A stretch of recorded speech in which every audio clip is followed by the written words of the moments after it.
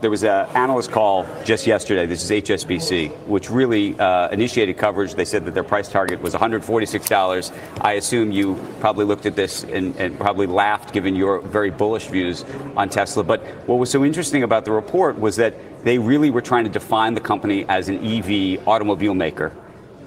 Is that the way you think about this company? I think about it as a technology company that's providing services to their own company and to others. They can't possibly be matched by anyone else.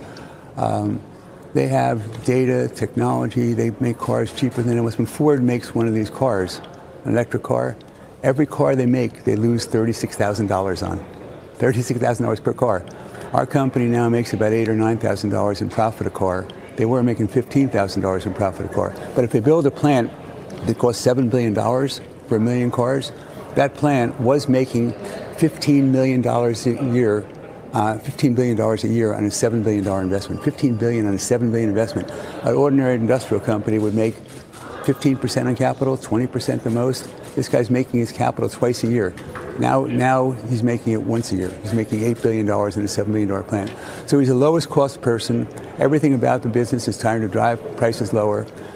Right now, they will be in the 1900s, early 1900s, the automobile companies were tremendous innovators. No longer is the case. In the 1950s, they decided they were going to go for profitability, and they outsourced all of their supply chain to their detriment. And all these companies went bankrupt. Hundreds of them went bankrupt.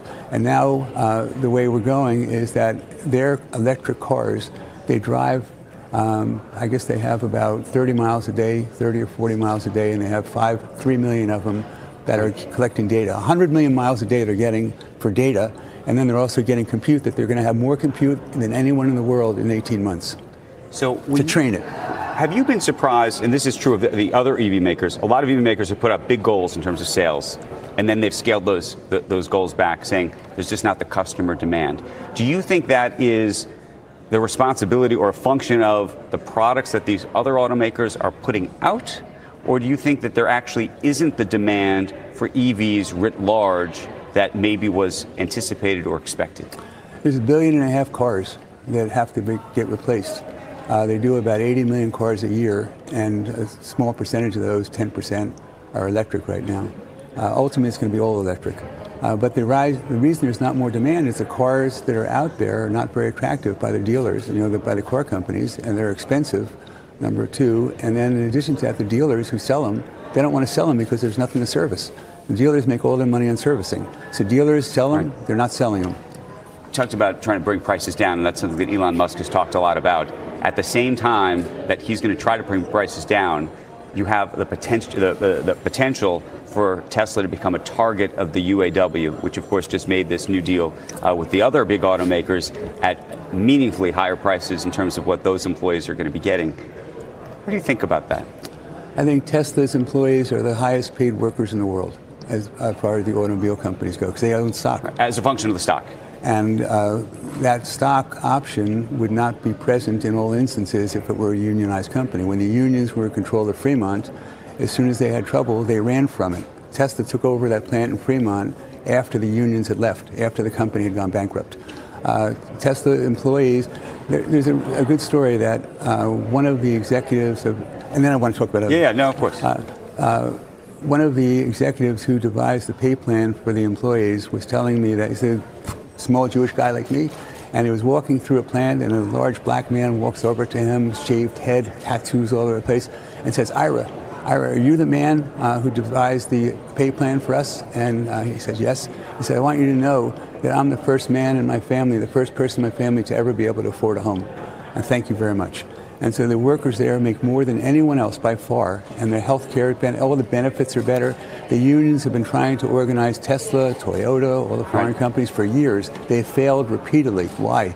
Because those companies are not, the union's not in business to keep the employees. Their unions have the power. Before we move off Tesla, just for by the way, the stock went down yesterday, not because of that report. Okay, what do you think it is? Because of Joe Biden, President Biden, who, by the way, I love what he's doing for Israel, but I don't like that much what he's doing in business. Some things I like. But he's the one who said unions should organize Tesla. That's what happened yesterday when the stock went down. Okay, we'll come back to the Biden piece in just a second. Melissa Lee, I think, has a quick Tesla question because I know I want to talk to you about a whole bunch of other things. Melissa? Yeah, Ron, thanks for taking my question. When you think about China, how do you think about the growth there? Because that's a key piece to the Tesla story. Li Auto reported its earnings yesterday and had strong EV guidance. It's gaining market share. I'm just wondering how you think about the competition, but also the weakening Chinese consumer. And have you discounted that portion of the Tesla story at all, given the Chinese economic forecasts out there? Tesla right now is doing about 1.8 million cars a year. When we started investing in the company 7 years ago, when we invested between 2014 and 2016, they were doing 41,000 cars a year. So 41,000 cars a year to 1.8 million, they're on their way to 20 million cars. China is about 1 million right now of their 2.8 million. But a large percentage of what they make in China is exported from China to Europe. And the more they build in Europe, of course, the more they're going to save on transportation costs and duties. The idea is that China invited Musk in, and invited him in because the Chinese car companies have done very poorly for a long time. And the promise was that he's going to help them become better car manufacturers, and he's not trying to take over the market in China, better car manufacturers and develop a local supply chain. And so he is the only one that's ever been invited into China that's been able to not have a partner, a local partner, to operate their business.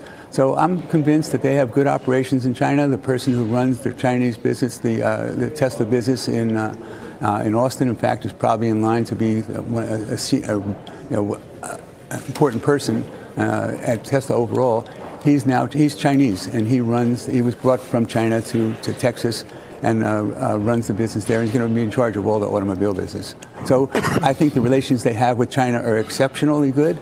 Both people are getting something from it, and I think that business will continue to grow. But he's going to open plants all around the world for low-cost cars, and wait till you see what's going to happen when all of a sudden they start selling cars instead of for $40,000 a piece, for $25,000 a piece, which is going to happen in about a year and a half from their new model. The new model, they think, is going to do 5 million cars a year. 5 million cars a year for the Model 2. That's coming. I know we still promised we move off Tesla. By the way, but I just want to know this. Do you believe that autonomous cars and this whole idea of robo-taxis and the like has to happen? Is that part of the valuation plan for you? And the reason I ask is you just saw that GM Cruise effectively shut down their autonomous vehicle program in the U.S., at least temporarily, because they haven't been able to get it to the right place. Clearly, Tesla hasn't gotten there yet either. And so I'm curious, and we just had Derek Khosrowshahi on from Uber, and he said, look, it could be another 5 or 10 years before this type of technology is really ready. And we've been talking that 5 or 10 years